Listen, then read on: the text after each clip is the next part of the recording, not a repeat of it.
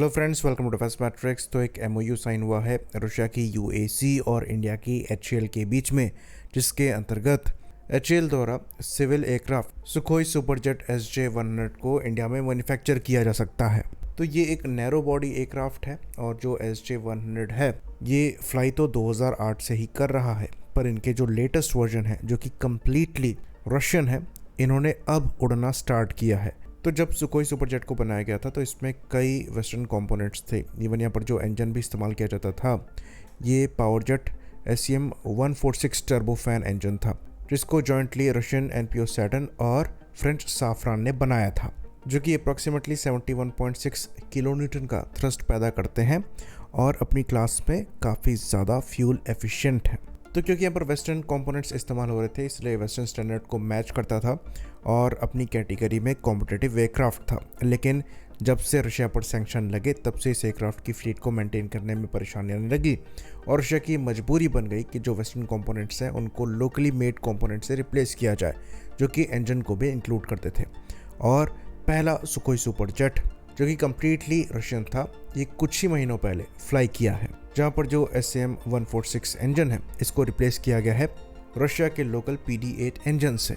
तो जो PD-8 engine है ये परफॉर्मेंस में लगभग सिमिलर है SEM-146 इंजन के, लेकिन उतना एफिशिएंट नहीं है, पर धीरे धीरे उस एफिशिएंसी के क्लोज रशिया पहुंच रहा है।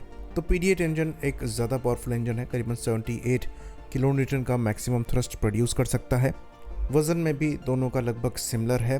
PD-8 करीबन 40 किलोग्राम हैवी है, बट अगेन थ्रस्ट वहाँ पर थोड़ा ज़्यादा मिलता है।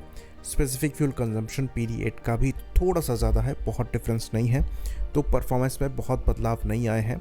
और एक चीज़ अच्छी यहाँ पर हो गई है कि एक सैंक्शन प्रूफ एयरक्राफ्ट हो गया है, जैसा कि रशिया इसको एडवर्टाइज़ करता है।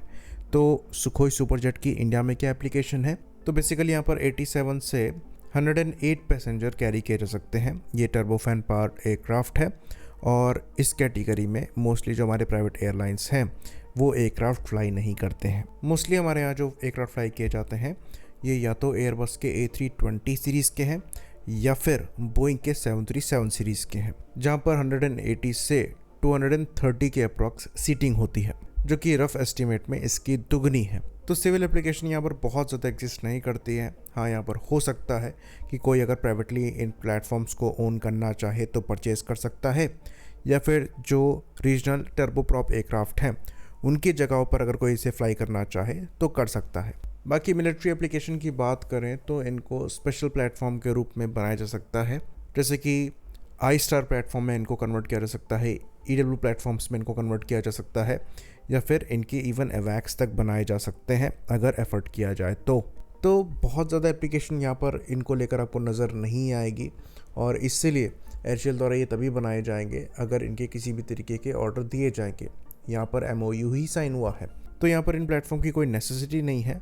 पर एक गुड टू हैव चीज़ है कि अगर कल को वेस्ट किसी भी तरीके के सैंक्शन को इंडिया पर लगाने की कोशिश करता है तो हमारे पास एक ऑप्शन होगा जिसकी तरफ हम आगे बढ़ सकते हैं। इवन सुखोई सुपरजेट ही यहाँ पर नहीं है, बल्कि रशिया द्वारा और भी दूसरे कैटेगरी के प्लेटफॉर्म्स पर काम किया जा रहा है जो कि वेस्टर्न प्लेटफॉर्म के ऑल्टरनेटिव हैं। जैसे कि अगर हम यहाँ पर याकोवलोव के MC-21 प्लेटफॉर्म की बात करें तो वो एक इम्पॉर्टेंट प्लेटफॉर्म हो सकता है जिसकी अच्छी खासी एप्लीकेशंस हैं। तो वो प्लेटफॉर्म बनाया जा रहा है एयरबस A320 और बोइंग के 737 कैटेगरी में। तो इस कैटेगरी में वो एक काफ़ी एफिशिएंट प्लेटफॉर्म बनाया जा रहा था। विंग डिज़ाइन स्पेशली उसको ज़्यादा एफिशिएंट बनाते हैं कॉम्पिटिटर से, लेकिन इंजन की वजह से जो एफिशिएंसी यहाँ पर गेन हो रही थी वो अब लूज़ कर रहे हैं। MC-21 में शुरुआत में प्रैट एंड विटनी के इंजन लग रहे थे, पर अब सैंक्शन लगने की वजह से ये अपने खुद के PD-14 इंजन्स का इस्तेमाल करेंगे, जो कि प्रैट एंड विटनी इंजन के जितना एफिशिएंट नहीं है, पर बहुत मेजर डिफरेंस भी यहाँ पर नहीं है। लेकिन एयरलाइंस में ये छोटे मोटे डिफरेंस से भी बहुत बड़ा फ़र्क पड़ जाता है। तो इंडिया के प्राइवेट एविएशन मार्केट में ये प्लेटफॉर्म कुछ कर पाएंगे ऐसा तो नज़र नहीं आ रहा है, पर इनको हम ऑल्टरनेट के तौर पर ज़रूर देख सकते हैं अगर फ्यूचर में कल को वेस्ट द्वारा इंडिया पर सैंक्शंस लगाए जाते हैं तो। क्योंकि अब ये प्लेटफॉर्म वेस्टर्न स्टैंडर्ड को ऑलमोस्ट टच कर रहे हैं।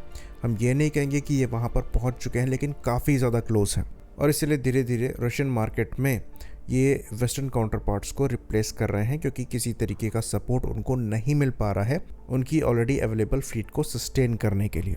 आई होप इन्फॉर्मेशन यहाँ पर क्लियर रही हो। इसी बात पर इस वीडियो को हम ख़त्म करेंगे। लाइक करिए, सब्सक्राइब करिए। जय हिंद।